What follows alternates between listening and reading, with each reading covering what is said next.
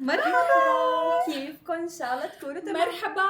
لا استنى قبل ما باليمني نحكي شو هو مرحبا. المحتوى الفيديو، اكيد انتم رح تفهموه من هالعلبه. العسل بشهده. عسل بشهده.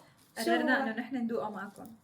خدي، لانه سالونا ليش؟ لانه في كثير ناس من اليمن لما نحن صورنا فيديو عم ناكل قلنا لكم اي حدا موجود من اي بلد يكتب لنا من فين اكثر كومنت رح نصور اكله ببلده. فهو العسل اليمني هذا الاصلي جايبينه من فسد اليمن. اكثر عسل اصلي. شبوا اوكي. من وين انتوا؟ واذا كنتوا من اليمن من وين من اليمن؟ وين عم تاكل بالمعلقه؟ واطيب عسل بيكون بدي آكل باي بالمعلقة. منطقه باليمن هاي برايكم؟ دبقتي من تحت. بدك تدوقي؟ لا انا بس دبق من العلبه. خليني اجرب معك.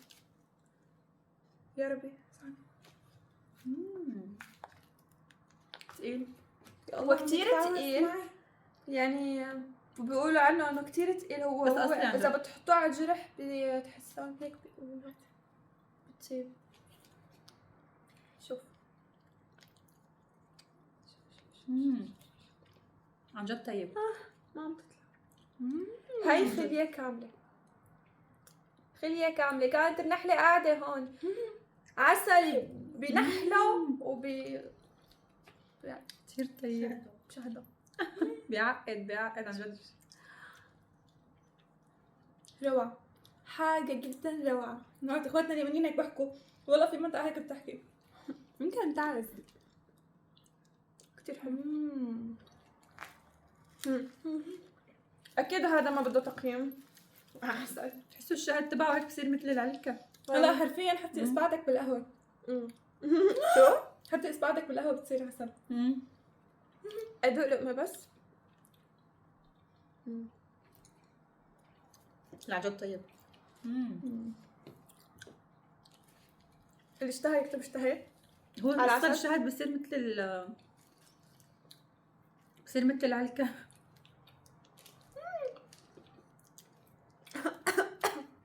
لانه ما صحة. كتبوا لنا انتم من وين بالكومنتات، اذا كنتوا من اليمن من وين من اليمن. عرفت. انا وقفت الفيديو ما عم بقدر انهم عم يستمروا في الحكي وانا مخنوقه. لاني هو الشهد شوي حسدتوني في العين.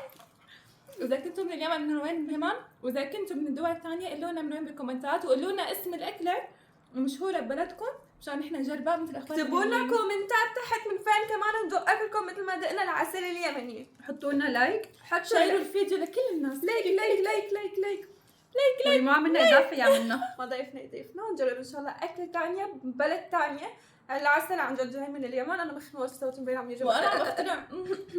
نشوفكم ان شاء الله في فيديو جديد. باي باي.